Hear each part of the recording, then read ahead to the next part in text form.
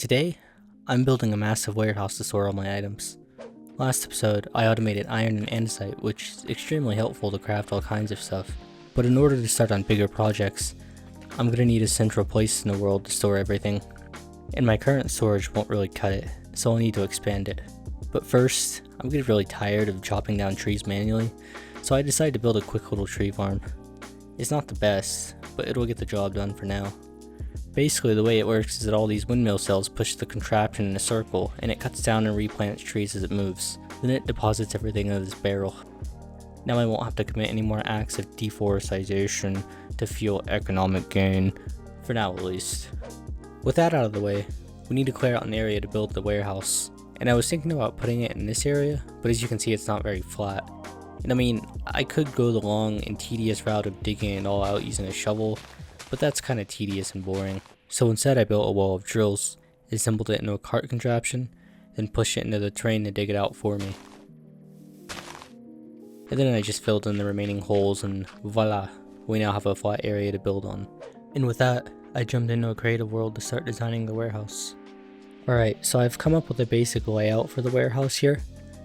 The white areas will be the overall structure of the building.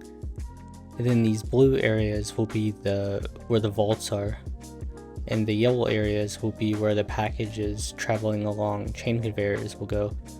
And then they'll be delivered each vault or taken from each vault. And we have little entryways into the actual facility where packages can come from out here, for example, or via this gray area where we'll have a railroad for a train to deliver and take delivery of packages. And this green area here will be where the player can deposit items into the warehouse, or they can request items from the warehouse. So yeah, let's figure out a system for the vaults. I think I'll want to stack the vaults on top of each other so that we can have more vertical storage space. So basically something like this. And then we'll just duplicate this along all the blue areas. And then there'll be the max size for each vault. So I've thought about the whole idea of delivering package via the chain conveyor and frog ports. And the problem I encountered was if the storage is full here, even if I filter out all the slots so there's only one package slot, I'll show you what happens. Package, it'll get accepted, but there's no space in here for the package to actually go into this packager, so it just gets stuck here. And that's all fine and good, because if you put in another item, there's another package, this won't collect that package, it'll go into here instead, right? But the problem is the items that are less in this package are essentially not part of the storage system now, so they're just stalled. And that will create all kinds of issues. So we need to come up with a better system. Alright, so I think something like this would be best, where we just feed the packages directly into packages interfacing with the vaults via a belt. So if we just put packages in here, you can see if there's space in here, it won't go in there because there's no space. Let me clear that out a bit. Okay, so there should be space in there now, so let's put a few more packages in. So it'll go in there if there's space, and it looks like there was space for all three of those. But as soon as it runs out of space, it doesn't have enough space to accept the packages, it'll go to the next one. And then we'll have a conveyor on the top ones too. And then to request items, we can have something like this, where we just have frog ports put the packages directly on here. So let's actually put stock links on that, forgot about that. Alright, so we have stock links on there, so now if I unflick this lever, you'll see it will request things, it will just go straight to here. And then once this one runs out of items, which it'll take a while, but once this one runs out of items, like now, you'll see it request from this one instead. Cool. So this is probably how the final design will look. We'll basically have the packages, the input packages come through here on this belt, get put into each storage container, and then we'll have frog ports on every single one of the vaults to export the items from the vaults and put them on this chain to go wherever. Now that I had a working concept for the actual system, I started designing the building. I first built the base and added in some windows, and then I extended the pillars and walls upward. And then I added on a roof and used World Edit to add some texture to the walls. And then with the exterior done, I had to work on the interior. For the floor, I used a mix of different andesite blocks for that nice industrial look and Viridium for the request area. For the ceiling, I used a mix of oak and birch planks. And then I added in chain conveyors held up by metal girders and hung some lanterns for light. And with the design done, we're ready to build it in a survival world. I purposefully left out the vaults on the inside since it'll take a lot of iron to craft. For now, I'll just build the structure first, then worry about the inner components later. Alright, so I have the schematic in place, and let's see what the resource list is. Oh man, that's a lot of bricks. But honestly, I was expecting more. That's not too bad. Now it looks like it counted grass blocks. We'll just not provide those because we don't have silk touch.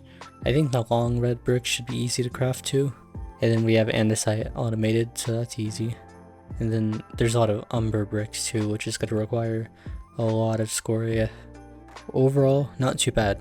I think we'll definitely need to automate bricks though. So automating bricks is actually quite simple. All we have to do is wash sand, which we already have, and we'll get clay balls. And then we can use the clay balls to smelt into brick. So yeah, should be pretty simple. Alright, so I have basically the same machine as the iron farm over there, but this one has lava to smelt the clay and the bricks, and then a crafting interface to craft the bricks and the brick blocks. So we just need to set up requesting of sand here, so let's do that. I already have a stock link here, so we'll just place that there. Put a factory gauge here. And then we'll want to request sand to this. Then we'll say bricks, go to that address, and then we'll keep 5 stacks in there just like the others. Then it should request sand. I think that's it. Yep. Now we should see it produce clay. There we go, and then that should be smelted into bricks. Here we go, and it gets crafted into bricks. So that's bricks automated. It'll take a while to craft all like 2,000, 3,000 bricks, but it'll make things way easier on us. And it's going decently fast. So while we wait on all the bricks to be produced, let's work on some other materials. Alright, so I have most of the materials here already. As you can see, it's even so bad that I had to build a vault because there's so many items. But the only thing left is Viridium, minus the grass blocks and the wool because those weren't supposed to be included in the schematic. But I've explored so much of the world and wasn't able to find Viridium. So at some point I gave up, and then I realized there was actually a recipe to make Viridium added by one of the mods. And the way we do that is by mixing clay ball, flint, and lava. So I thought, well, why not do that to get the rest of the Viridium instead of spending hours or days even searching for it and never finding it. I already have some of the materials here to build it, and I think I'm going to build it in the nether so we can get an infinite lava source. Alright, so first let's just build a little platform so we don't fall off. Now we need to pull from this lava lake down here, and that will give us an infinite fuel source. Let's actually move this over one. Alright, so we have the shaft on this part. We just dig a hole here, and then we rotate this. It should start going down. And then once it gets far enough down, it should say that there's an infinite lava source. Well, it looks like it reached the bottom. It's no longer moving. And this should hopefully be infinite lava. I'm not sure if it's actually detecting it. But then if we just hook up fluid pipes to this basin, it should pull lava from this hose pulley. Let's try giving it some power and see if it actually pulls lava. Okay, so let's activate this. And then, okay, this needs to be a normal gearbox. There we go. Tapping the mantle, pump from a body of lava large enough to be considered infinite. Yes, okay, so cool, we're getting infinite lava in here. Let's also connect up this mixer here. There we go. And we can actually just speed this up a little bit. And then now we need to grab some clay and some flint. Alright, so I have some clay and some flint, so let's try this. should start mixing, and we took some clay from it. Looks like I didn't actually make anything. Yeah, okay. So the chute's taking it out before it actually gets a chance to be made. So we'll need to use a smart chute with the filter. Alright, so I got the filter, and let's put Viridium in here. And then we'll place the smart chute down here and put the filter on. And then now, let's see if this works. So let's throw in the clay balls in the flint. And there we go, it's making Viridium. Now we can finally make the rest of the materials. Alright, and here's the last of the materials. So let's just check to make sure we have everything. And yeah, apart from the grass blocks and the wool, we're ready to go. So let's start building this.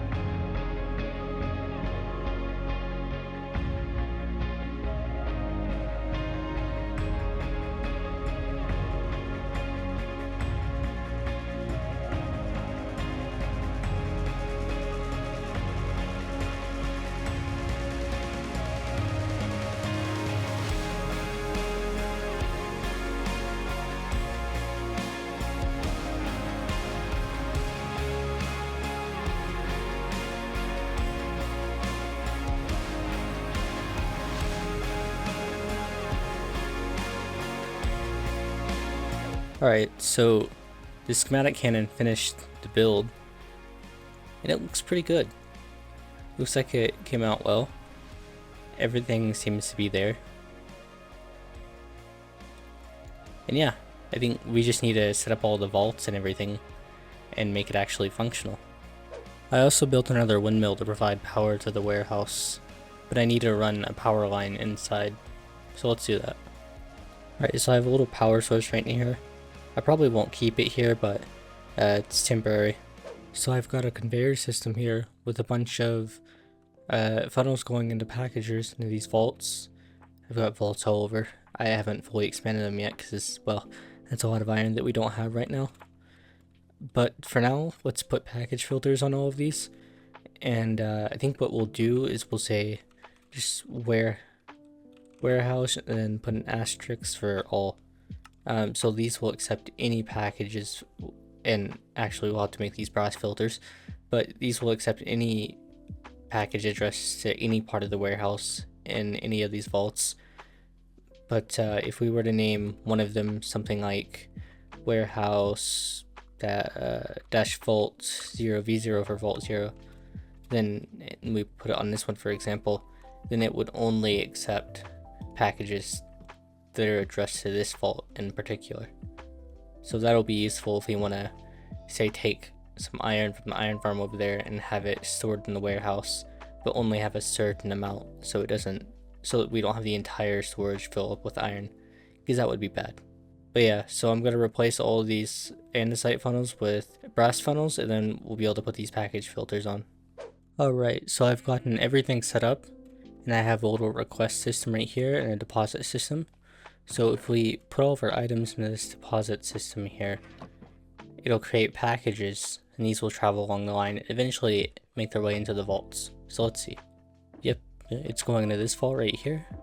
You can see the items are in the vault now. Now let's check the stock ticker over here. Yep, we can see all these items. So let's request these stock links just so we can reset them. And yeah, we have a package sent up here. And uh-oh, did I not write the request in here? Oh, that's the issue. So I put an underscore here. So yeah, let's just rename this. Use an underscore instead of a dash, and then we should see the package come over. Yep, there it goes. And we get the items in here. Nice. And this storage is scalable, by the way. Well, it has tons of space. We have to add in all the vaults, because currently if I go behind here, you can see these vaults aren't actually extended yet. But for now, we still have a good amount of storage space. And with that, this will be the end of the episode. Next episode, we want to maybe build a power plant to power everything, and then maybe we build a factory. Spoilers. But for now, I hope you enjoyed. If you did, leave a like, and I'll catch you guys in the next episode. Goodbye.